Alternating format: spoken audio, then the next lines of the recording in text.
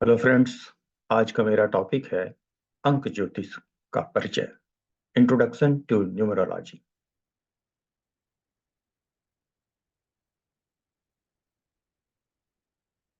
संसार की जो विविध वस्तुएं हमें दिखाई देती हैं उनमें पृथ्वी, जल, अग्नि, वायु और आकाश तत्व हैं।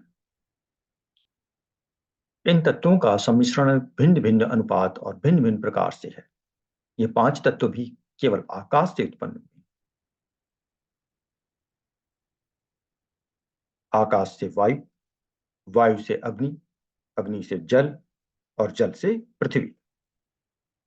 आकाश का गुण है शब्द, वायु का स्पर्श, अग्नि का तेज जिसे रूप भी कहते हैं, जल का रस, पृथ्वी का गंध। और जैसे संसार के सभी पदार्थों के मूल में आकाश तत्व है, उसी प्रकार हम यह कह सकते हैं कि संसार के सभी पदार्थों का मूल गुण शब्द है।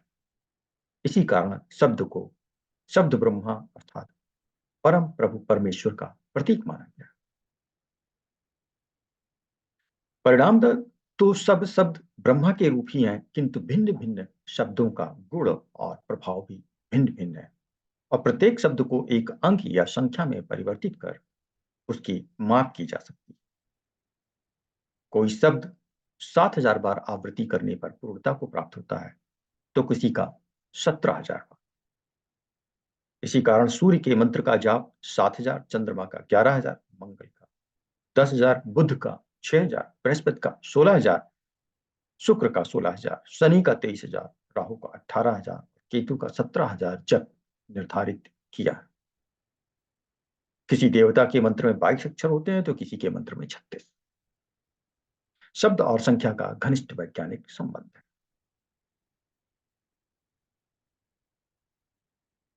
इसी प्रकार संख्या और क्रिया का घनिष्ठ संबंध।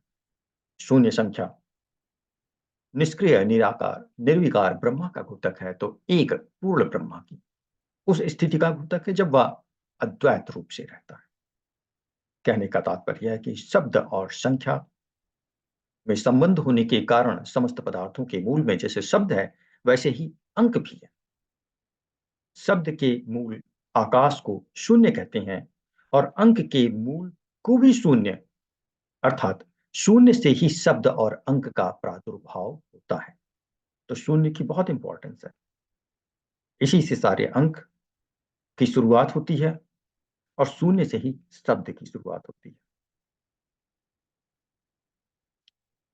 यदि अंक का किसी वस्तु या क्रिया से संबंध नहीं होता तो हमारे शास्त्र 108 मणियों की माला बनाने का विधान नहीं करते।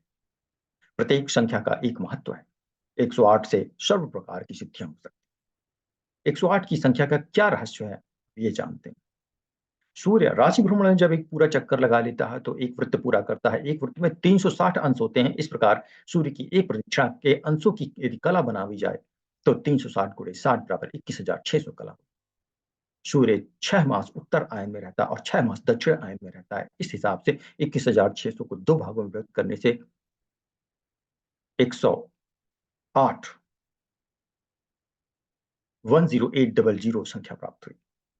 और दशमलव की प्रणाली के अनुसार बिंदु छोड़ देने से 108 की संख्या प्राप्त हुई। इसी प्रकार एक अहोरात्र में 60 घटी गुणे 60 पल गुणे 60 विपल कर देने से 2,16,000 विपल हुए। इसका आधा 1,08,000 विपल क्रमशः दिन और रात में। अब दशमलव प्रणाली के हिसाब से इसके भी जीरो अगर हटा देते हैं तो 108 मूल नंबर प्राप्त होता है। तो 108 से सर्व सिद्धियों का यहीं से आधार बनता है, चाहे वो आप सूर्य की प्रदक्षिणा माने या अहोरात्र को। अहोरात्र भी सूर्य के कारण ही होता है, पृथ्वी के रोटेशन और सूर्य की रोशनी के कारण होता है।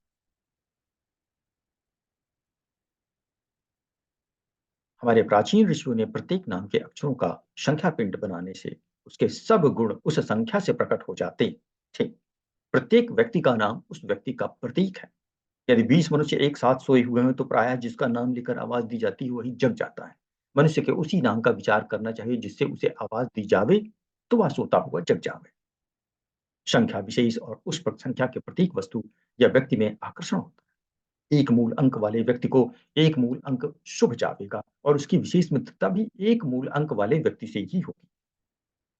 नाम और संख्या, नाम और जन्म तारीख, या कहिए कि व्यक्ति, वस्तु और संख्या में जो सामंजस्य है, उसी कारण किसी व्यक्ति के जीवन में, या यूं कहिए किसी राष्ट्र के जीवन में, किसी संख्या विशेष का महत्व हो जाता है। उसी प्रकार हमारा जीवन प्रत्येक का भिन्न-भिन्न अंकों के क्रम से चलता है, और जब वह संख्या, उस संख्या का गुतक वर्ष या दिन आता है, तो हमारे जीवन में एक महत्वपूर्ण घटना होती है। भगवत गीता में 18 अध्याय ही क्यों हैं? महाभारत में 18 पर्व ही क्यों हैं? श्रीमद् भगवत में 12 स्कंद ही क्यों हैं? दसम स्कंद इतना बड़ा हो गया कि उसे पूर्वार्ध और उत्तरार्ध इन 2 खंडों में विभाजित करना पड़ा। ऐसा ना करके 13 स्कंद ही क्यों ना कर दिए गए? रामायण का नवाह 9 दिन में पारायण तथा भगवन भागवत का 7 दिन में पारायण क्यों होता है? गायत्री में 24 अक्षर ही क्यों हैं? विवाह के समय सप्तपदी ही क्यों होती है?